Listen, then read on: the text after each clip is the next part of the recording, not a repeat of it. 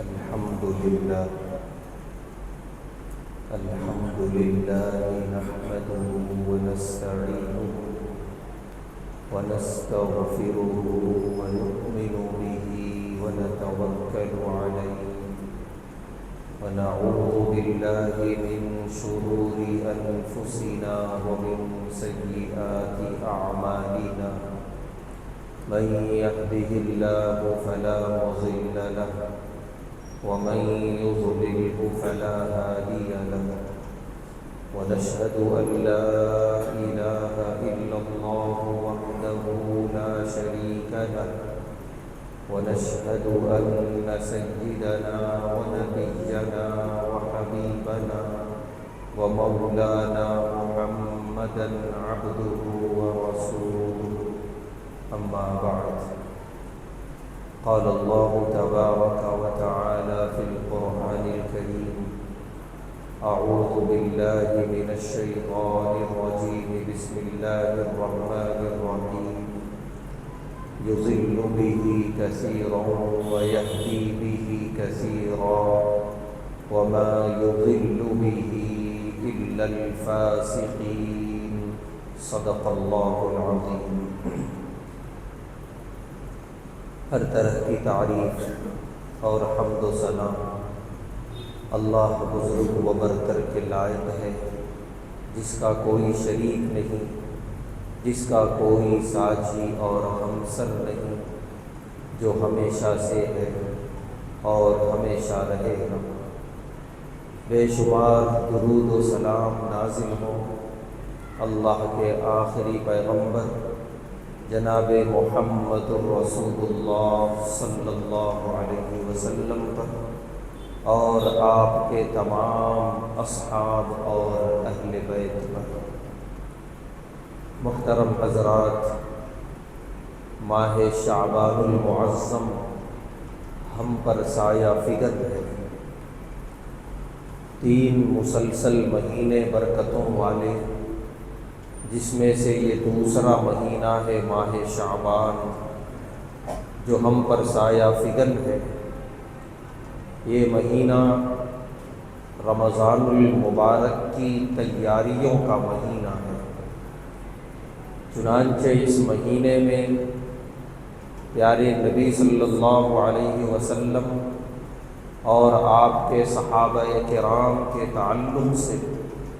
احادیث میں یہ آتا ہے کہ اسی مہینے سے ماہ رمضان کی تیاریاں شروع کر دیتے تھے۔ کن چیزوں کی تیاریاں؟ اعمال کی تیاریاں، گناہوں سے توبہ اور استغفار کی تیاریاں، اور رمضان کے روزے کی تیاریاں۔ چنانچہ ابو داؤد شریف کی روایت ہے، ام المومنین حضرت عائشہ رضی اللہ تعالی عنہا فرماتی ہیں کہ پیارے نبی صلی اللہ علیہ وسلم ماہ شعبان میں کثرت سے روزے رکھتے تھے۔ یہ بھی فرماتی ہیں کہ ماہ رمضان کے علاوہ کوئی اور مہینہ نہیں ہے جس میں اتنی کثرت سے آپ روزے رکھتے تھے جتنا ماہ شعبان میں رکھتے تھے۔ تو ماہ رمضان کے علاوہ سب سے زیادہ روزہ رکھا جانے والا مہینہ وہ یہی مہینہ ہے، ماہ شعبان المعظم۔ یہی حال صحابہ کرام کا بھی تھا کہ کثرت سے ماہ شعبان میں روزہ رکھتے تھے، یہاں تک کہ پیارے نبی صلی اللہ علیہ وسلم کی جانب سے تنبیہ کی نوبت آئی۔ آپ نے صحابہ سے فرمایا کہ شعبان میں روزے رکھو، لیکن پورا مہینہ روزے نہ رکھو، کچھ ایام چھوڑ دو،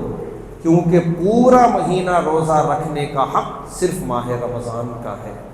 تو اب اندازہ لگائیے کہ صحابہ کتنی کثرت سے روزہ رکھتے رہے ہوں گے اس مہینے میں کہ پیارے نبی صلی اللہ علیہ وسلم نے تنبیہ فرمائی کہ کچھ ایام روزے چھوڑ بھی دو تاکہ شعبان اور رمضان میں فرق واضح ہو جائے۔ تو اس لیے ہمیں بھی چاہیے کہ ہم رمضان کی تیاری اس مہینے سے اس طرح کریں کہ اس مہینے میں حسب موقع حسب سہولت روزہ رکھنے کی کوشش کریں۔ اللہ ہم سب کو اس کی توفیق عطا فرمائے۔ دوسرا کام جو صحابہ کرام کیا کرتے تھے، خاص طور سے وہ صحابہ جو صاحب نصاب تھے، جن پر زکوٰۃ فرض تھی، کہ وہ ماہ شعبان ہی میں حساب کیا کرتے تھے، اور ماہ شعبان میں حساب کر کے جتنی مقدار میں ان پر زکوٰۃ فرض ہوئی ہے وہ مقدار الگ رکھ لیتے تھے، اور رمضان شروع ہوتے ہی غرباء مساکین میں تقسیم کار کا سلسلہ شروع ہو جاتا تھا۔ یہ الگ بات ہے کہ صحابہ کرام صرف زکوٰۃ کی تقسیم پہ اکتفا نہیں کرتے تھے، نفلی صدقات بھی بے انتہا دیتے تھے، تو وہ تو اپنی مرضی پر ہے، جتنا دیں گے اتنا ثواب ملے گا، لیکن زکوٰۃ تو بہرحال اپنی جگہ فرض ہے، وہ تو ہر حال میں دینا ہے، لہذا اس کا بھی حساب ابھی سے لگا کر الگ رکھ لی جائے وہ رقم، اور رمضان شروع ہوتے ہی اس کا آغاز کر دیا جائے، یہ مالی اعتبار سے رمضان کی تیاری ہے۔ تو پیارے نبی صلی اللہ علیہ وسلم اور صحابہ کرام اسی مہینے سے تیاریاں شروع کر دیتے تھے۔ بہت سارے صحابہ کرام کے بارے میں آتا ہے کہ ماہ شعبان میں تلاوت قرآن میں اضافہ کر دیا کرتے تھے، کیونکہ رمضان کا پورا مہینہ ہر وقت قرآن کی تلاوت کرنا ہے، بیٹھے ہوں تو بھی، چل رہے ہوں تو بھی، کاموں میں مصروف ہوں تو بھی، جو زبانی یاد ہے، حفظ یاد ہے جو صورتیں، وہ پڑھتے رہیں، کیونکہ رمضان کا مہینہ یہ بہت ہی مبارک مہینہ ہے قرآن کریم کے لیے، اور ثواب اتنا ہے کہ ہم تصور نہیں کر سکتے۔ ظاہر سی بات ہے جب پہلے سے ہی عادی ہوں گے قرآن کریم کی تلاوت کے، تبھی ماہ رمضان میں اس کا ہم حق ادا کر پائیں گے۔ اسی لیے صحابہ کرام ماہ شعبان ہی سے تلاوت میں اضافہ کر دیا کرتے تھے۔ تو ہمیں چاہیے کہ ہم ان تمام اعمال صالحہ کو شروع کر دیں، اور اگر شروع کر چکے ہیں تو اس میں اضافہ کی کوشش کریں، تاکہ ماہ رمضان المبارک اس حال میں ہم پر سایہ فگن ہو کہ ہم تمام عبادتیں بدستور جاری رکھے ہوئے ہوں، اور ثواب اور اجر کا ایک بڑا ذخیرہ ہمارے نامہ اعمال میں لکھ دیا جائے۔ اللہ ہم سب کے لیے یہ کام آسان فرمائے۔ اور اس کے برعکس اللہ نہ کرے کہ مبارک مہینے آئے، مبارک ایام آئے، مبارک راتیں آئیں اور گزر بھی گئیں، اور ہم نے ہمارے نامہ اعمال میں کوئی بڑا اضافہ نہیں کیا نیکیوں کا، ہم نے گناہوں کو معاف نہیں کرایا، مغفرت نہیں کرائی، ہم نے اپنے اندر کوئی خاص تبدیلی پیدا نہیں کی، تو پھر یہ بڑی محرومی کی بات ہے، یہ بڑی تباہی اور بربادی کی بات ہے۔ پیارے نبی صلی اللہ علیہ وسلم منبر نبوی پہ تشریف لے جا رہے تھے، 3 سیڑھیوں میں سے ایک سیڑھی پر آپ کو یہ بد دعا سنائی گئی جبرائیل امین کی طرف سے کہ تباہ و برباد ہو جائے وہ شخص جس نے رمضان کا مہینہ پایا اور اپنی مغفرت نہیں کرا لی۔ پیارے نبی صلی اللہ علیہ وسلم نے فرمایا آمین۔ یہ بد دعا یہ محض ایک حدیث میں پڑھنے اور سننے کے لیے نہیں ہے، ہر کلمہ گو مومن اس کا مصداق بن سکتا ہے اگر اس نے ان مبارک ایام کو معمولی سمجھا، اس کو ہلکا سمجھ کے گزار دیا۔ اسی لیے ماہ شعبان سے ہی ہمیں مکمل طور پہ تیار ہو جانے کی ضرورت ہے۔ پیارے نبی صلی اللہ علیہ وسلم نے احکام شرعیہ اور آپ کی لائی ہوئی ہدایت کو بڑے اچھے انداز میں سمجھایا، ایک مثال دے کر، کہ جس مثال کو سامنے رکھ کر ہمارے لیے بڑا آسان ہو جاتا ہے سمجھنا کہ یہ مبارک ایام جب آئیں تو ہمیں کیا ذمہ داری ہے، ہمیں کیا کرنا ہے۔ پیارے نبی صلی اللہ علیہ وسلم نے فرمایا کہ جو ہدایت اور جو شریعت میں لے کر آیا ہوں اس کی مثال ایک بارش کی طرح ہے۔ آسمان سے بارش ہوتی ہے، اللہ کی رحمت برستی ہے، آسمان سے برسنے والی یہ بارش جو دنیا میں جو زمین پہ آتی ہے یہ 3 طرح کی زمین پہ برستی ہے۔ پیارے نبی صلی اللہ علیہ وسلم نے فرمایا کہ بارش 3 طرح کی زمین پہ برستی ہے۔ ایک زمین وہ ہے جس کے اندر نرمی ہے، وہ بارش کے ایک ایک قطرے کو اپنے اندر جذب کر لیتی ہے وہ زمین، اور اپنے اندر ذخیرہ کر لیتی ہے۔ اس کے ساتھ ساتھ وہ زمین انسانوں کے لیے، اللہ کی مخلوق کے لیے نباتات اگاتی ہے، اناج اور غلے اگاتی ہے۔ اگر وہ زمین باغ کی ہے تو میوے جات اور پھل اگاتی ہے، وہ دوسروں کے لیے نفع بخش بنتی ہے وہ زمین۔ بارش ایک موسم میں ہوئی لیکن سال بھر وہ زمین انسانوں کو نفع پہنچاتی ہے بلا تفریق مذہب و ملت۔ ہر ایک نفع اٹھاتے ہیں اس سرزمین سے اگنے والے اناج سے، غلے سے، میوے جات سے۔ پیارے نبی صلی اللہ علیہ وسلم نے فرمایا بالکل میں جو شریعت لے کر آیا ہوں تو میرے جو مخاطب ہیں، میرا کلمہ پڑھنے والے جو انسان ہیں وہ بھی تین طرح کے ہیں۔ اس میں سے پہلی قسم اس زمین کی طرح ہے کہ جن کی دل کی زمین نرم ہوتی ہے، جیسے ہی میری بات سنے، جیسے ہی انہیں احکام شرعیہ کا کچھ بھی علم ہوا، انہوں نے اپنے دل کے اندر اسے جذب کر لیا، اسے اتار لیا، اور پھر اس کے بعد جیسے وہ زمین اناج اور غلے اگا رہی ہے، لوگوں کو نفع پہنچا رہی ہے، اسی طریقے سے یہ انسان اناج اور غلے نہیں اگاتا، اچھے اعمال کرتا ہے۔ اس کے اناج اور غلے یہی ہیں، اچھے اعمال، اچھے اخلاق، اچھی زبان، اچھا سلوک،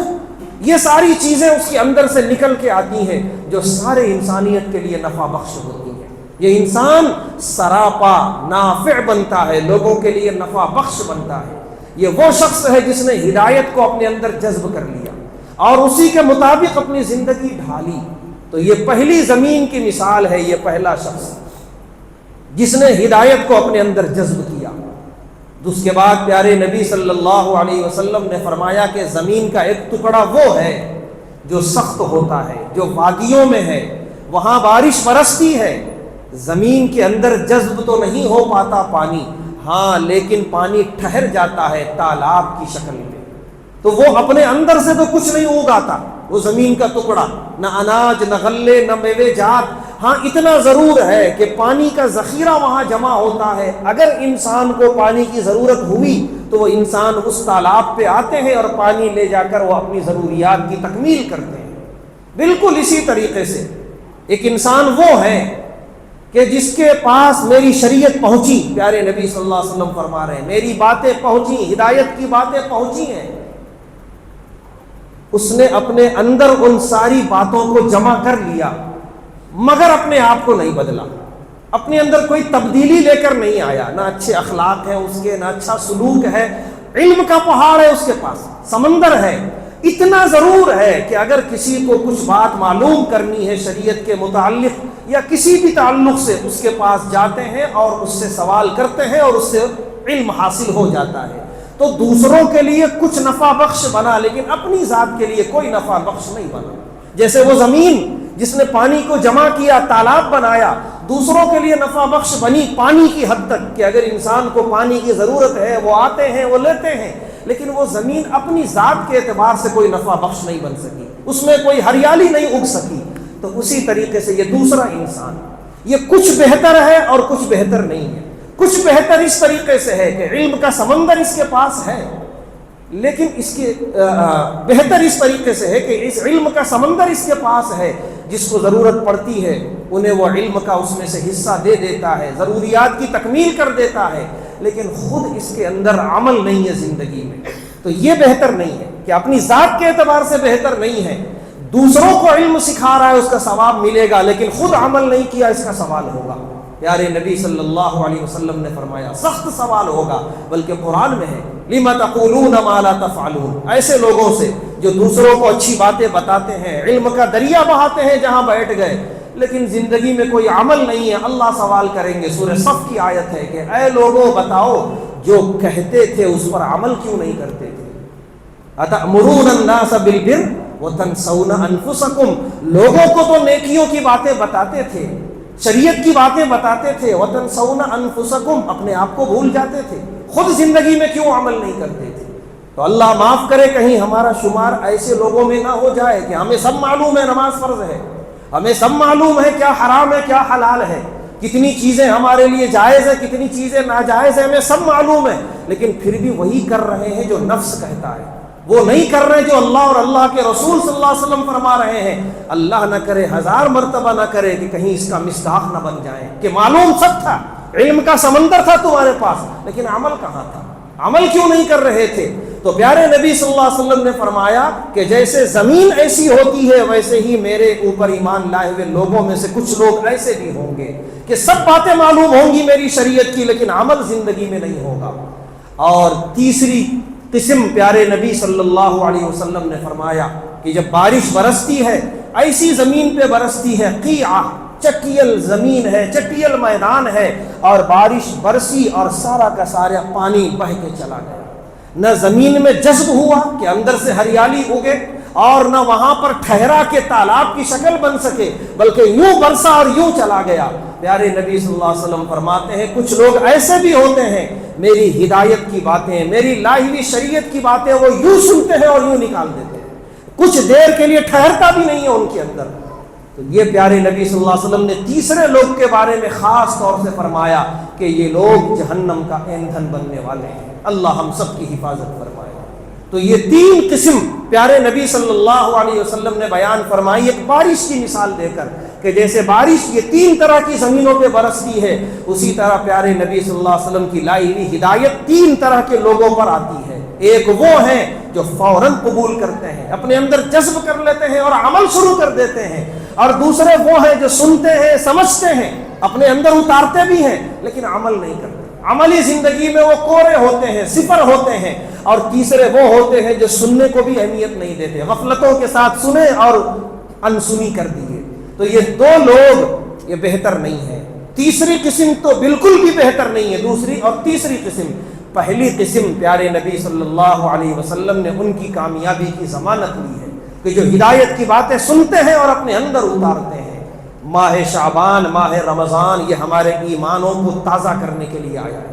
یہ ہدایت کی ڈگر پہ لگانے کے لیے آیا ہے۔ اور زندگیاں کتنی بچی ہیں ہمیں نہیں معلوم، ہمارے کتنے بھائی ہمارے احباب میں، رشتہ داروں میں سال گزشتہ اس مہینے میں ہمارے ساتھ رہے ہوں گے، تھے، لیکن آج نہیں ہے۔ پھر آنے والا موقع ملے گا یا نہیں ملے گا، آنے والے رمضان تک ہماری زندگی اتنی وسیع ہے یا نہیں ہمیں نہیں معلوم۔ اللہ سب کی زندگیوں میں برکت عطا کرے،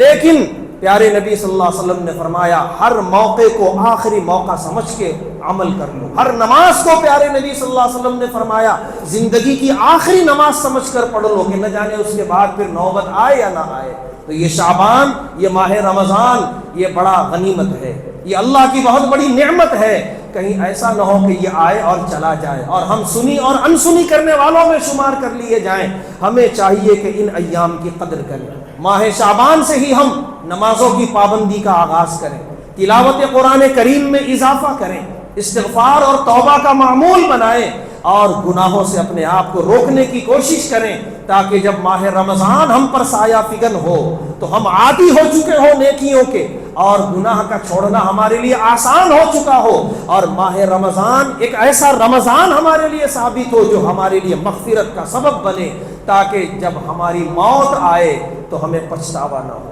ہم ایمان کی مضبوطی کے ساتھ اس دنیا سے رخصت ہوں اور دنیا اور آخرت میں ہم سب کامیاب ہوں۔ اللہ تبارک و تعالیٰ سے دعا ہے اللہ تبارک و تعالیٰ ہم تمام کو ان ایام اور اس کے بعد آنے والے ایام کی قدر کی توفیق عطا فرمائے، خوب اعمال صالحہ کی توفیق عطا فرمائے، ہر گناہ سے توبہ کرنے اور آئندہ گناہوں سے بچنے کی توفیق عطا فرمائے۔ وآخر دعوانا الحمدللہ۔